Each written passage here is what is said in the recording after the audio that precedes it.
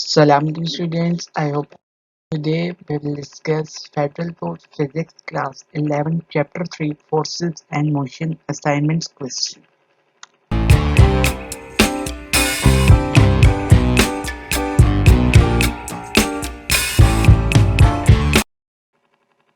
Now assignment 3.1. The velocity time graph shows the motion of a car in a straight line. By reading the scale, carefully calculate the acceleration of the car between segment A and B and C and D and E from the slope of graph. जो हमारे पास acceleration है हमें उसको calculate करना है for segment A and B and C and D and E velocity time graph की मदद से हमें एक्सेलरेशन को कैलकुलेट करना है. पार्ट बी में जो calculate the car's average acceleration for the complete journey. जो एवरेज एक्सेलरेशन है कार की to complete the whole journey वो हमने कैलकुलेट करनी है. गिवन है जी हमें वेलोसिटी टाइम ग्राफ फाइंड हमने करनी है acceleration between segment A and B and C and D and D and E. Average acceleration time graph for this motion. Now अब जो acceleration का formula क्या होता है change in velocity divided by time. Change in velocity को हम लिखते हैं VF minus VI. VF क्या है final velocity है और VI क्या है initial velocity. तो अब अगर हम सेगमेंट ए एंड बी के लिए सबसे पहले देखें तो फॉर्मूला हो जाएगा VF minus VI divided by TF minus TI. VF है 55, VI है 25. तो 55 minus 25 divided by TF है 3 और TI है 0. 3 minus 0. तो हमारे पास कैलकुलेशन करके जो एक्सेलरेशन आएगी for segment A and B that would be 10 metre पर second square. For segment B and C VF minus VI divided by TF minus TI. VF है 55 और VI है 55 डिवाइडेड बाय 7 minus 3. तो acceleration आ जाएगी हमारे पास 0 metre पर second square. For segment C and D, A is equivalent to VF minus VI divided by TF minus TI. तो A जो हमारे पास VF है वो है 10 और VI है 55. TF है 10 और TI है 7. तो 10 minus 55 divided by 10 minus 7 we will get A is equivalent to minus 15 meter per second square. For segment D and E, VF है हमारे पास 0 और VI है 10. TF है 16 और TI है 10. तो 0 minus 10 divided by 16 minus 10 तो एक्सेलरेशन आ जाएगी for segment D and E minus 1.67 metre पर सेकंड स्क्वायर. नाउ अब जो हमारा पार्ट बी है उसमें हमने क्या करना है एवरेज एक्सेलरेशन फाइंड आउट करनी है. उसमें हमने क्या करना है जो हमारा फाइनल पॉइंट है उसको लेना है और इनिशियल पॉइंट को लेना है. फाइनल पॉइंट हमारा E है और इनिशियल पॉइंट A है. तो VF minus VI divided by TF minus TI same formula हम यूज करेंगे. यहाँ पे हमारे पास VF है 0 और VI है 25. तो 0 minus 25 divided by 16 minus 0 we will get average acceleration of minus 1.56 meter per second square. Now assignment 3.2. A proton moving with a speed of 1 into 10 raised to power 7 meter per second passes through a 0.020 centimeter thick sheet of paper and emerges with a speed of 2 into 10 raised to power 6 meter per second. Assuming uniform deceleration, find retardation and time taken to pass through the paper. हमारे पास proton की speed दी हुई है और जो हमारे पास thickness है sheet की वो दी हुई है और जो हमारे पास इमर्जिंग स्पीड है वो दी हुई है 2 into 10 raised to power 6. Assuming uniform deceleration, हमने यूनिफॉर्म डिसेलरेशन को एज्यूम करना है और हमने फाइंड आउट करना है रिटार्डेशन और जो टाइम चाहिए हमें कि प्रोटॉन जो है वो पास कर दिए थ्रू द पेपर वो हमने फाइंड आउट करना है. Initial velocity 1 into 10 raised to power 7 meter per second. Thickness of plate 0.020 centimeter. Final velocity 2 into 10 raised to power 6. Find करना हमने रिटार्डेशन और time taken to pass through the paper. अब सबसे पहले हम थर्ड इक्वेशन ऑफ मोशन को use करेंगे जो कि है जी 2as is equivalent to vf square minus vi square. By putting the values of s, vf and vi we will get a is equivalent to minus 2.4 into 10 raised to power 17 meter per second square. आप देख रहे हैं आप कि negative sign है तो negative sign जब होता है तो हमारे पास क्या होता है this will represent retardation. Now using first equation of motion जो कि vf is equivalent to vi plus a थी By putting the values of Vf, Vi and A, we will get T is equivalent to 3.3 into 10 raised to power minus 11 seconds. Now assignment 3.3. Suppose that the mass of the spacecraft जिसको हमने ms से represent किया है is 11,000 kg and that the mass of astronaut जिसको हमने ma से represent किया है is 92 kg. In addition, assume that astronaut pushes with a force of F is equal to plus 36 Newton along x-axis on the spacecraft. Find the acceleration of the spacecraft and astronaut. हमने astronaut और spacecraft दोनों की acceleration find out करनी है. Mass of spacecraft 11,000 kg, mass of astronaut 92 kg, force जो लग रही है वो है plus 36 Newton along x-axis.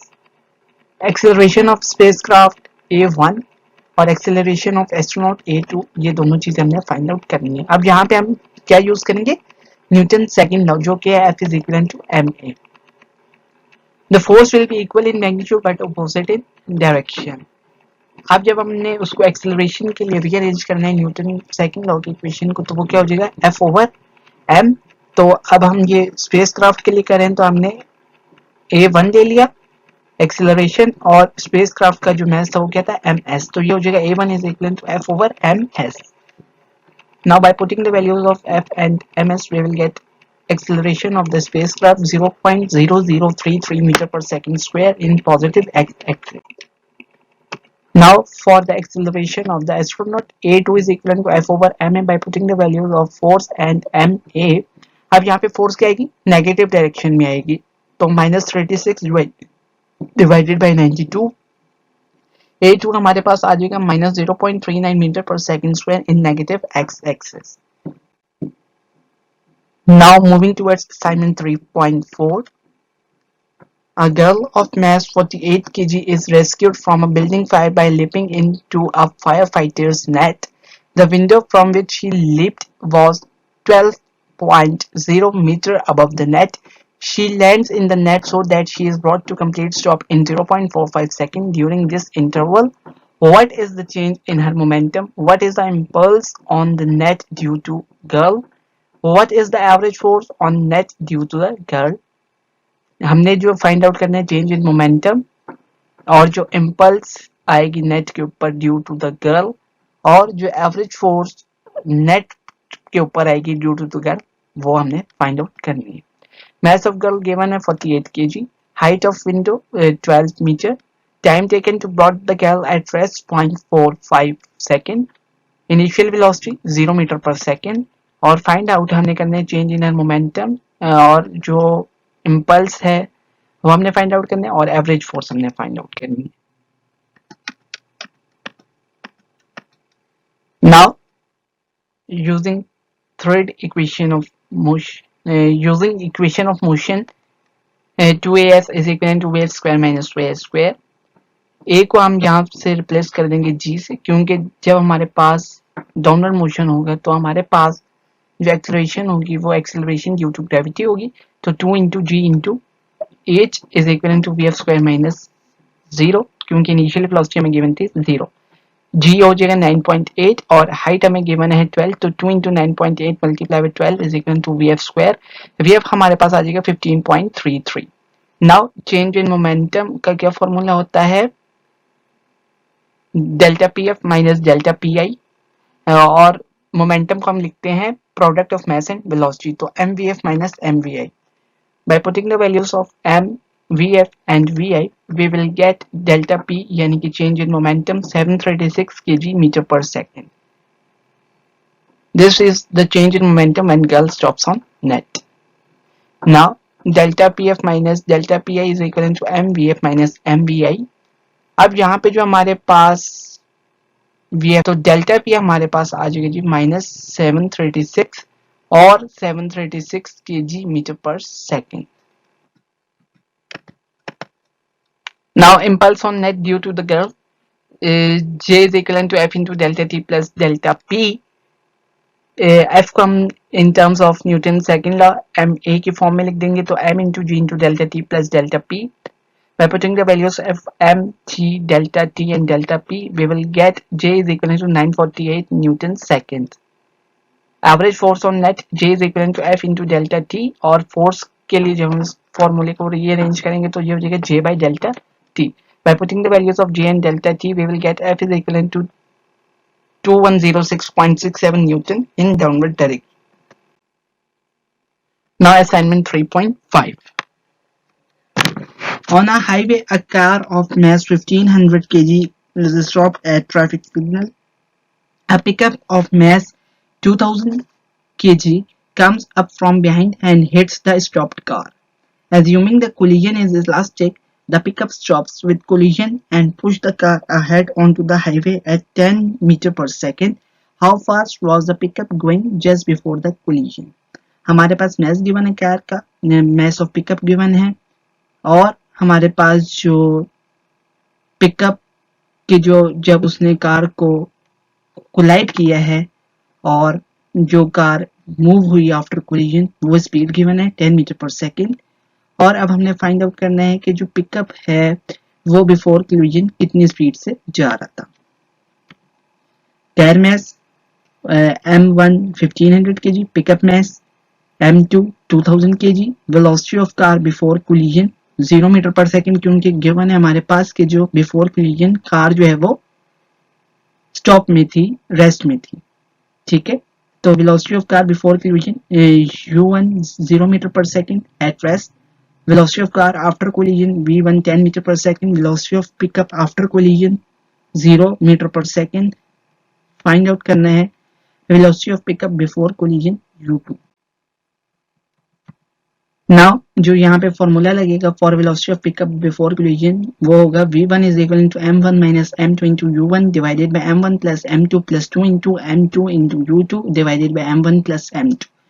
By putting we will get u2 is equivalent to 8.77 meter per second. This is the velocity of the pickup before collision. Now assignment 3.6. At Arbab Niaz Cricket Stadium, Peshawar, a batsman hit the shot at initial velocity of 28 meter per second. If the boundary is 72 meter from the batsman, will the ball crosses the boundary for a 6 if the angle with the horizontal is 30 degrees, 40 degrees and 75 degrees. Ignore air resistance. हमें speed दी हुई है और boundary का distance बताया हुआ है from batsman, और हमसे पूछेगा कि क्या अगर बैट्समैन जो है वो 6 मारता है तो क्या बॉल जो है वो बाउंड्री को क्रॉस करेगी. अगर जो एंगल है हॉरिजॉन्टल के साथ वो 30 डिग्री है, 45 डिग्री है एंड 70 डिग्री. तो इन तीनों केसेस में हमने देखना है कि बॉल क्रॉस करती है बाउंड्री को कि नहीं. Now boundary 72 metre, angle 30, 45 and 70 degrees. Initial velocity 28 meter per second. Acceleration due to gravity 9.8 meter per second square. Find हमने करना है horizontal range for the given angles. Now assignment 3.6 continue. Formula यहाँ पे लगेगा horizontal range का v square over g sin of 2 theta. v की value हमें given है और थीटा की हमें गिवन है. जब हम पहले थीटा को 30 कंसिडर करेंगे तो थीटा की वैल्यू 30 लेंगे और वेलोसिटी हमें गिवन है 28. तो 28 square into sine of 2 theta, theta की जगह हमने 30 लिख दिया, डिवाइडेड बाय 9.8. तो दिस विल बी 69.2. अब उसने जो हमें डिस्टेंस दिया हुआ तो वो क्या था 72. अब 72 जो है वो वैल्यू पड़ी है एज कम्पेयर टू 69.2. तो यहाँ पे जब हमारे पास एंगल 30 होगा तो बॉल जो है वो बाउंड्री को क्रॉस नहीं करेगी. जब हमारा एंगल 45 है तब देखते हैं यहाँ पे वेलोसिटी सेम रहेगी, सिर्फ और सिर्फ थीटा की वैल्यू चेंज होगी. जब थीटा 45 आएगा तो हमारे जो रेंज की वैल्यू आएगी 80 मीटर. तो अब 80 मीटर क्या है 72 से वैल्यू बड़ी है, तो इस केस में क्या होगा बॉल जो है वो बाउंड्री को क्रॉस कर जाएगी. नाउ फॉर 70 डिग्री हमारे पास थीटा जो आएगा वो 70 डिग्री आएगा. By putting the value of theta is equal to 70 degree, जो हमारा रेंज आएगी वो है 51.4 metre.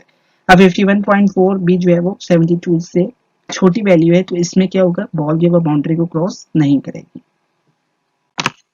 Now that's all about the for the exam assignments of chapter number 3.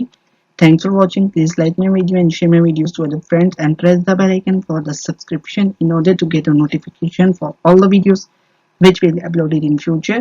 Inshallah, in our next video we will discuss chapter 3 numerical questions. Till that time, take care. Allah Hafiz.